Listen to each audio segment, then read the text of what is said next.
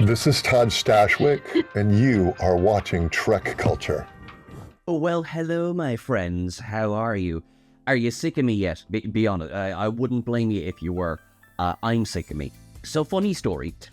This was the last video I recorded as part of the breakdown of the news from from the strange new world that is San Diego. Last night I was sitting there, coffee in hand, and I had this whole big spiel about how it was so much fun. Yeah, we were all worn out, but, you know, it was totally worth it. What a great, just bash of news and everything. And my microphone died. So the whole thing was recorded without any audio whatsoever. And you know what? I think, in fairness to my poor microphone, it did a lot yesterday. So that was its way of telling me, we're done. Hush on now to sleep. So welcome to the morning after and the re-records. So let me chug this coffee. Because, oh my god, I still haven't come down from the news. Starfleet Academy, the bombshell that was dropped yesterday. There were things that we obviously, well, I won't say we knew, but there were things that are like the worst kept secret in Hollywood. But the thing we absolutely did not know was Robert Picardo is returning to live-action Star Trek as the EMH. This was confirmed yesterday. Robert Picardo will be appearing in Starfleet Academy. He will be reprising the role of the EMH. Obviously, he's going to be an instructor at the Academy. The arrogant version of myself says, "Oh, we totally called it." Of course, we had no idea. We did a list a while back about people who should teach at the Academy, and I would imagine it's the same logic that was going on in the writers' room. It was like, well, with holograms, we can do whatever we want. So why not go with the big OG obvious hologram? Which I think is brilliant. What a brilliant idea. Especially now that we've seen the whole season 2 of Prodigy, in which the EMH is very much mentorship and looking after those cadets. I think he is a perfect candidate. What we don't know is which EMH. So he might be the original, the OG, the one that was activated in Caretaker, or he could be, a resave and a new issue, or he could be the one that was brought to life, so to speak, in the episode Living Witness of Season 4 of Voyager. Now, that episode, that was directed by Tim Russ, funnily enough, sees a backup version of the Doctor activated 700 years after Voyager traveled through that particular part of the Delta Quadrant. That would place it around the mid-31st century, which is pretty close to when Discovery is set. So actually, I think he would be an ideal candidate for who or which version of the Doctor there's going to be. Remember as well, at the end of that episode, a Kyrian museum curator is telling the story about how after a period of time, he then left the Delta Quadrant to come back to the Alpha Quadrant. So, yeah, timeline-wise, it syncs up quite nicely. And also, we know that by the end of the 24th century, propulsion had moved on to such a level that the Delta Quadrant was not actually that far from the Alpha Quadrant anymore. At least it didn't take as long to nip between them. I have to talk about the other big casting news as well, because I don't want it to feel like I'm not as excited. Mary Wiseman is finally confirmed. This is what I mean by the worst kept secret in Hollywood. She is finally confirmed to be reprising the role of Tilly in Starfleet Academy. Surprising absolutely no one, but I mean that in the most positive way possible. This has been set up time and time again on Discovery's 4th and 5th seasons, and look at that final scene in Discovery's last episode that says Tilly was the longest tenured instructor at the Academy. Like, they've been screaming at us for a couple of years that Tilly will be in this spin-off show. So we don't know the size of the role, whether she is the lead character, whether she's like lead supporting. We just know that she's going to be there. I suspect she will be a fairly major role, because that just makes perfect sense to me. Also announced to be returning is one who I went, oh, of course, Oded Fair will be returning as Admiral Vance in Starfleet Academy, and I am delighted about that, because I love what he's brought to Star Trek in the last 3 seasons of Discovery. I just love him, I think, as well. I'm delighted to see more of him. But obviously, as the head of Starfleet, it makes perfect sense that he would be at Starfleet Academy. One that was a curveball, but a very pleasant curveball, was Tig Notaro is returning as Jet Reno in Starfleet Academy. And I think her signature wit and just comedy is going to go so well here. Now, the other bits of casting news that we have been aware of for a while, of course, were I say aware of for a while, but had been sort of drip fed to us over the last couple of weeks, were the actors playing the cadets. Keris Brooks, Zoe Steiner, Bella Shepherd, Kareem Diane, and George Hawkins. There was a video shared on SDCC. There's no footage from the actual show yet, but they shared a video of Alex Kurtzman and Noga Landau, who are, of course, the two showrunners, breaking the news to each of them that they had won their respective roles on the show.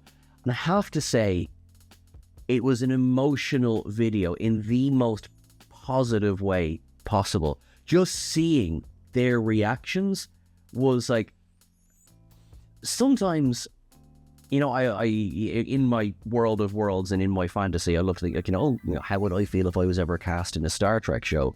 And I mean, I'd be bouncing off the walls, as you know, but in the moment, what would it look like? And seeing the smiles and the laughter and the tears even on their faces in this clip, honestly, it's really worth watching. You'll find it on YouTube. It's just a nice video. It's like, oh, I feel happy now because of that. The other bit of casting news as well over the last few days was Gina Yashire has been cast as one of the instructors in the academy. Now, I was like, okay, this sounds brilliant, just cool.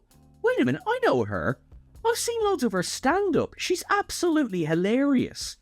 And now, as well, you've got Gina Yashire and Tig Notaro, two very funny people, have been cast as instructors in this show.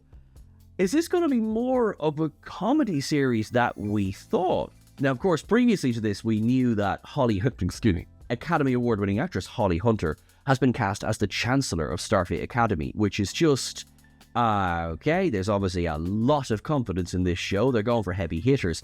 And Paul Giamatti as well. I mean, we're still so excited about this.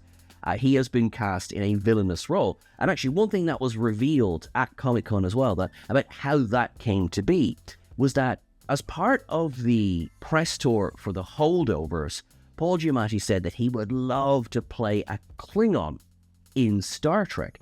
Alex Kurtzman saw this and reached out to Paul Giamatti. Apparently there were tears, and he got to pick the role that he wanted to play. Now, I don't know, does that mean, oh, well, okay, he's playing a Klingon, because we know he's playing a villainous role with a connection to someone at the Academy. And I love as well just the buzz now that seems to be building, because Academy was announced so long ago, and then so much has happened in the meantime. I won't say it flew under the radar, but just there was no information for the longest time possible.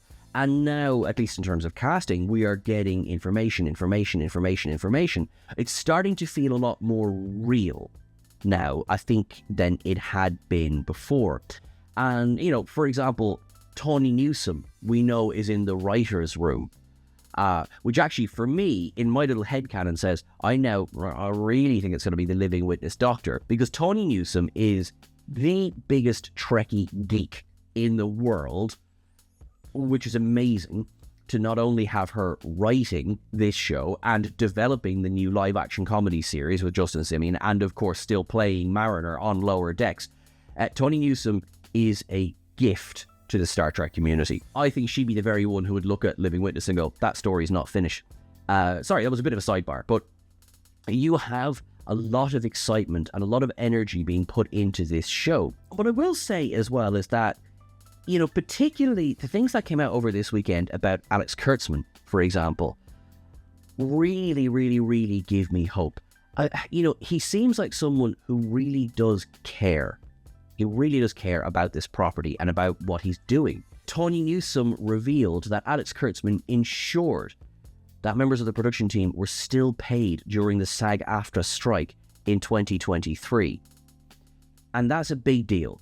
That is a very big deal. That's not just a token. Knowing things like that, he seems to be on the side of the people working on the shows. I actually, just a little bit on that as well, as part of the Intergalactic Friendship Day crossover panel between Doctor Who and Star Trek, Russell T Davies and Alex Kurtzman were both there, and they were asked, a whole bunch of questions, but one of which was about the criticism that is leveled, particularly at the pair of them. But Alex Kurtzman, he spoke about, we don't ignore criticism.